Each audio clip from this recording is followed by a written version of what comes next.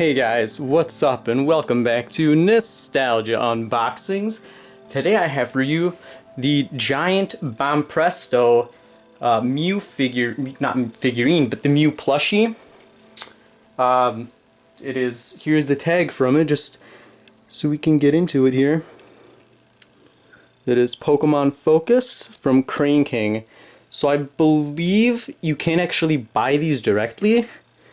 I think they're exclusive to the claw machines, which is where I actually got this. I got it when I was in Tokyo from an arcade in Akiba. And so we have the little tag here that I can show you. I haven't actually popped this open yet, so we will do that right now with my co-host here, Gerber the Knife. And we'll see what is actually inside this. It's a little piece of tape, if you couldn't tell on the camera there.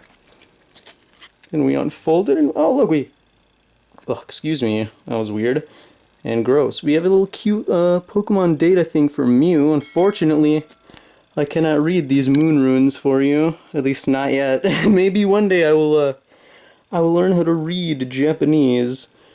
I think this is mostly just warnings with some QR codes for Crane King. It says Banpresto 2018, made in Vietnam. I think that might be a little blurry for you guys. Oh yeah, see, here it is. For use as a prize in Japan only. So it is exclusive to Japan and only available in arcades. So if you ever find yourself in Tokyo or somewhere else in Japan, hit up the arcades and maybe, you know, you'll probably won't find this since this was in 2018. I think they rotate the prizes constantly. But you will find something similar from Pokemon, hopefully. Or many other franchises. I went to, I think, like 3 arcades. I didn't play at all of them, but just to look around. And they have prices for, like, everything. Like, every, like, big anime.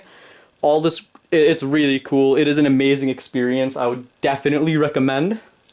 So we have that tag out of the way. And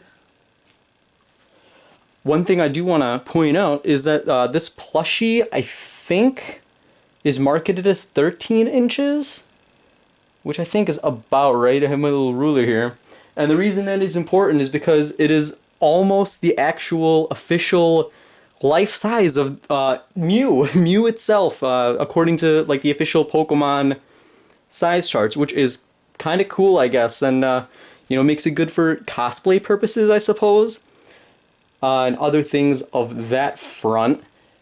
But there is one caveat to that I want to kind of go over, is that the proportions, I don't think, are actually correct to what it's supposed to be. I think the head is too big, the feet are too short, and the tail is much too short, because Mew has a really big tail.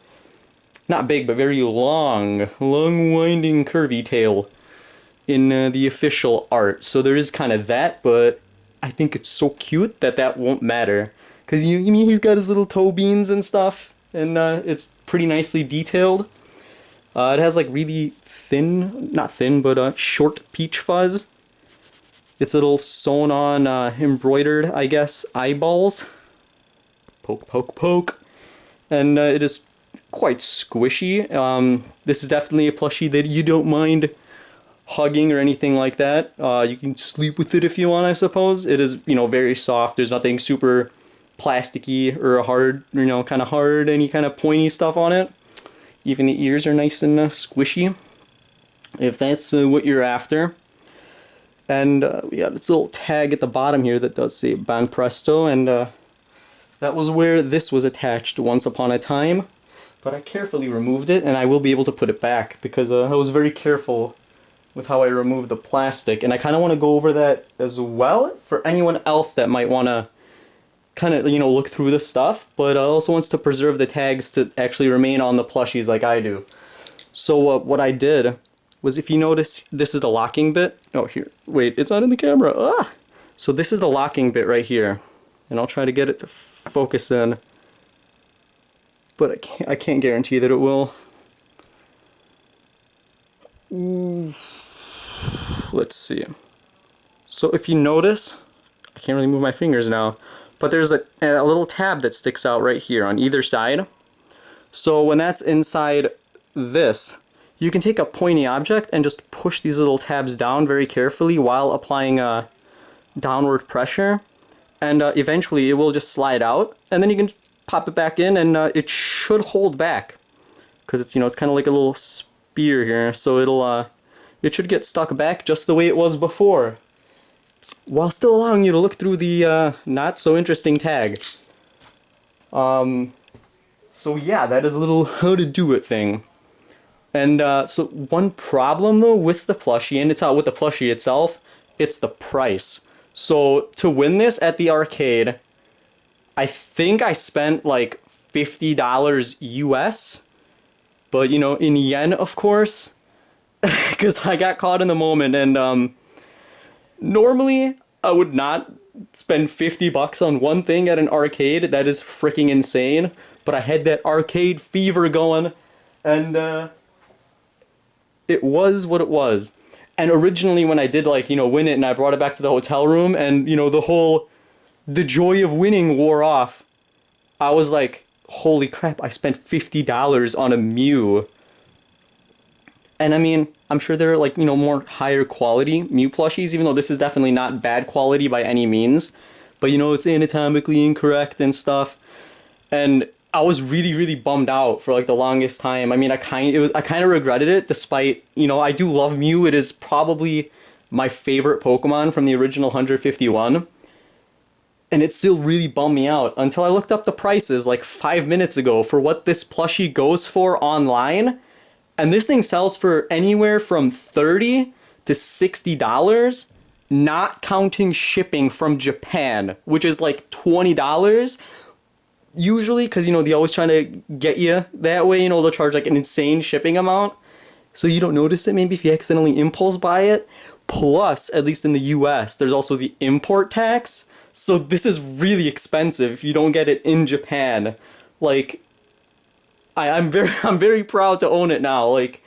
All of that worry I felt back when I was in Tokyo after I won this just melted away, because apparently 50 bucks at an arcade was actually a steal. And I also want to go over how I actually won it, and with the thumbnail, why the Mew was hanging upside down from a snake hook in the thumbnail. So the actual arcade machine that this was in, it has a giant PVC bar that goes across like this, with the Mew hanging down by the feetsies. And you actually have to use the claw, so the claw will be like this. Ugh. I'll try to demonstrate. And it opens up like this. So what you want to do to win it is you gotta push the claw in a perfect spot, and you kind of just want to nudge it like that. Except it never works out that cleanly. Usually what'll happen is one leg will go down and then it'll be hanging by one, and then you have to knock the other leg off. And that was my big trouble on the machine. I knocked the first leg off probably in my first 3 tries, and I probably did 50 tries. Because one try per dollar, I think, was about how much it was when you convert it to yen. So 50 tries, and I did this very fast. Probably within my first 10 tries, I knocked the first leg off, and then this leg got into a weird position on the bar where I think it actually became impossible to knock off. And it sounds kind of hard to believe, but the employee behind the desk, keep in mind there's 3 rows of arcade machines, and all sorts of cabinets in front of him, blocking his view of me. But I guess they have cameras everywhere. He comes out of nowhere, opens he kind of backs me off from the machine. He opens the door and readjusts it slightly to make it easier, because he just saw how much money I was wasting getting this thing.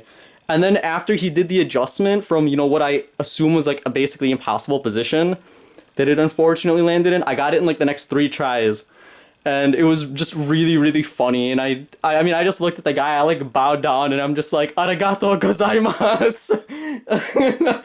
And I mean, everyone had a good laugh. Everyone in Japan, by the way, that at least I had the pleasure of running into, was so kind and so nice, and just a lot of really funny, cool interactions like that all over. So I mean, I would highly recommend taking a trip there if you can, and maybe you will come home with a very cool plushie that you will regret, and then find out that you don't regret it anymore because it's actually incredibly expensive to get online.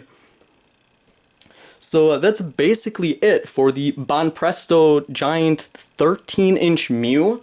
It is also kind of difficult to find because I think there's like 3 different sizings of Banpresto Mews that exist. And this is apparently one of the harder ones, I guess, to find listed because most of the ones that were turning up whenever I was searching different things was like the 9-inch one, and it's very hard to tell. So be very careful because even the 9-inch one, I think I saw a listing that was like $30. So it could be easily mistaken for this one because it's like almost the same form. It doesn't have any like anatomical differences from this one, I don't think. So be very wary on that, my friends. But to conclude, I guess, other than, all of those details, that is it for this video. I hope you enjoyed watching me talk about a little bit, maybe going a little too far into my Japanese experience in Tokyo, and explaining the ins and outs of this very adorable Mew plushie. I hope you guys enjoyed the video, and if you did, please subscribe if you have not already. Drop a comment. Maybe you have also had a similar plushie winning experience at the claw machines. Or, something of that front where, you get something and then you find out, you feel bummed about it and then you find out that it's actually like super valuable or something like that. So I'd love to hear about all those fun stories. And I will see you guys next week with part 2 of my Bionicle videos if you were watching those as well and interested in see how those develop. So other than that, guys, bye-bye!